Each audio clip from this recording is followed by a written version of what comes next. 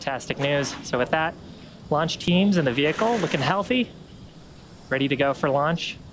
T-minus 30 seconds to go. Why don't we listen in to the terminal count? T-minus 30 seconds. For Falcon 9 taking our Starlinks to orbit.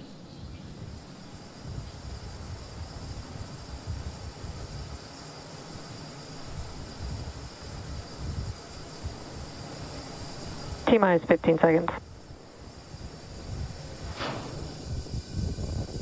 10, 9, 8, 7, 6, 5, 4, 3, 2, 1, 0.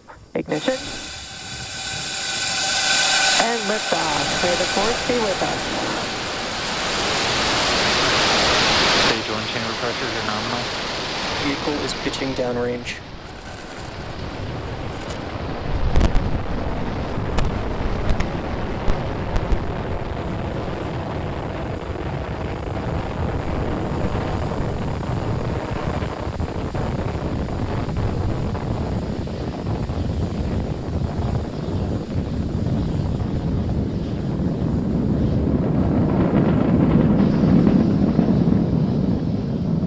Plus 40 seconds into flight, Falcon 9 has successfully lifted off from our pad 39A at the Kennedy Space Center, carrying a stack of Starlink satellites into orbit. Coming up, we have just throttled down for the point of maximum dynamic pressure, or max Q. That's when we experience the highest structural loads on the vehicle. That's from the combination of how fast we're moving through the Earth's atmosphere. Falcon 9 is supersonic. Increasing our velocity as the density of the atmosphere continues to decrease.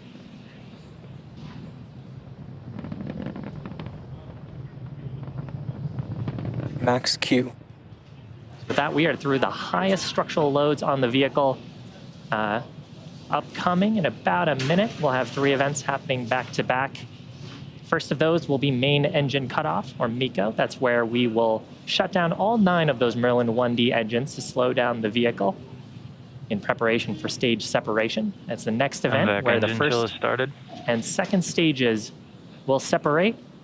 Stage 1 starting to make its way back down to landing. And stage 2 will continue on with the third event, second engine start number 1, or SES1. That's where the Merlin vacuum engine will ignite and then continue to propel the second stage along with the payload to orbit.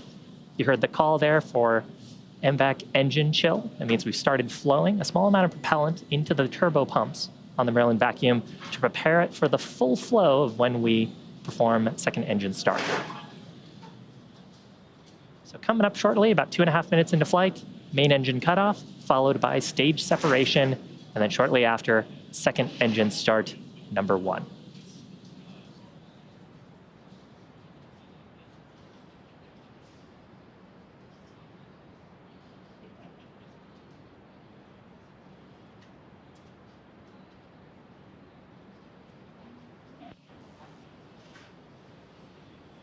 Stage separation confirmed.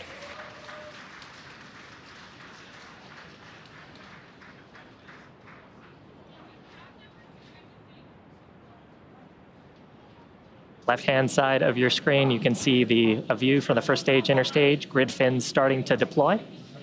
Second engine start complete on the right-hand side, that glow of the Merlin vacuum engine. Shortly, we'll see fairing deployment.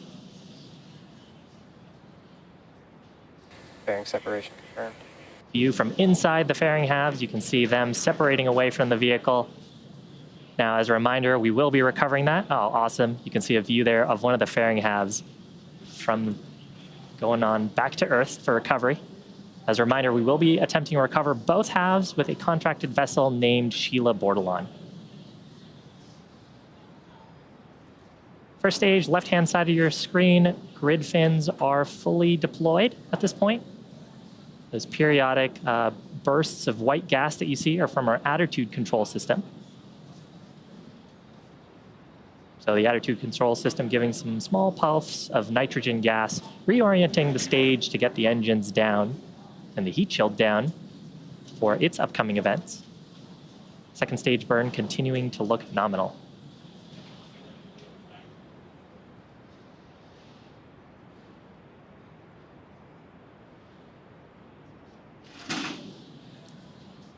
Now, the Acquisition signal Bermuda. while the second stage is continuing on to orbit, this first stage has a couple of activities in order to make its way back to Earth. First is an entry burn. It'll ignite 3 of its M1D or Merlin 1D engines. And that helps to slow down the vehicle as we start re-entering the upper parts of the Earth's atmosphere. The next event will be just before touchdown on the drone ship. That is a landing burn. We'll ignite just a single center Merlin engine, and that's what will bring the vehicle speed rapidly down to 0 for a soft touchdown on the drone ship.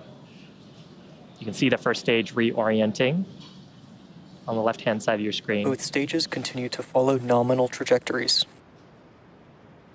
Fantastic news from the navigation officer that we're on our planned trajectories. Now, the first stage is targeting our drone ship named, of course, I Still Love You, which is stationed off the east coast of Florida in the Atlantic Ocean. We'll view looking out of the inner stage. Not too long ago, we had a second stage engine in there, which is what you see now on the right-hand side of your screen. Now, the grid fins, which are those waffle-like structures that you see around the vehicle, those are more important once we get into the Earth's atmosphere. We use those to guide and direct the first stage towards our drone ship. And so as we start getting more atmospheric pressure and force, as the density of the atmosphere picks up and our altitude drops, those grid fins start to gain control authority and help direct the first stage on its trajectory.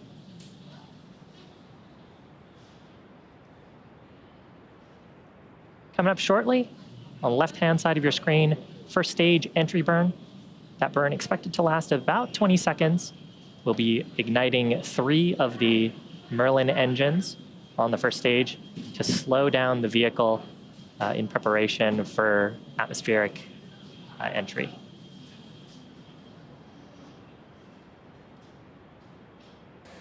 Stage 1 flight termination system has saved.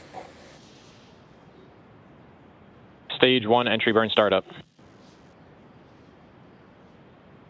You can see the plume of the Merlin 1 engines getting pushed back from how fast the stage is moving, rapidly decelerating.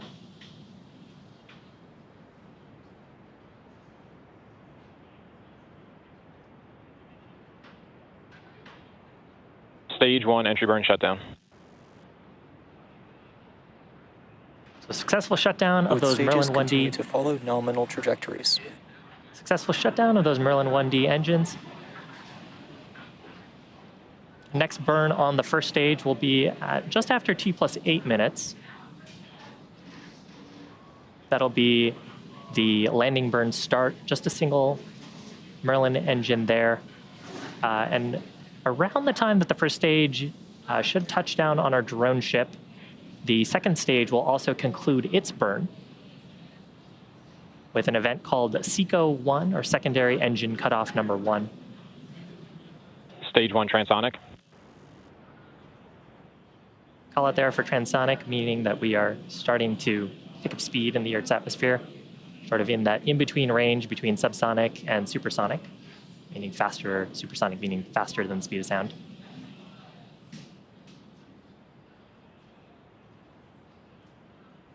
Some beautiful views Stage of 2 is in terminal guidance. planet Earth with our second stage Merlin vacuum engine on the right-hand side. Stage 1 landing burn. Startup of the landing burn. You can see the drone ship on our screen.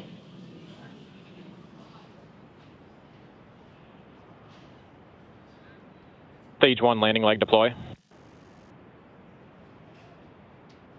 Looks like we're coming right down on target. Now, listen out here for secondary engine cutoff. Stage 1 landing confirmed. There's a first stage Taken over. on the left-hand side of your screen. 9th recovery for this booster. Stage 2 flight termination system has saved. 82nd SECO. successful recovery of an orbital class rocket, and SECO called out at the same time, meaning the second stage engine has also shut down. Navigation officer will be doing a check of our Nominal trajectory. parking orbit insertion. And we are in a nominal orbit. And once the satellites have separated from the spacecraft, they will continue on with the rest of their mission, ultimately ending up in an operational orbit about 550 kilometers above the Earth. Fantastic shot of the payload separating away with the horizon of planet Earth. So shortly from here, the Starlink satellites will deploy their solar arrays, and then over the next few days and weeks, they'll use their onboard ion thrusters to make their way into an operational orbit. And that's going to bring our webcast coverage to a close. We want to give a big thanks to the Range and the Federal Aviation Administration for supporting today's mission. Now, if you're interested in Starlink service, head on over to Starlink.com to find out more details. Thank you so much for joining us, and may the 4th be with you.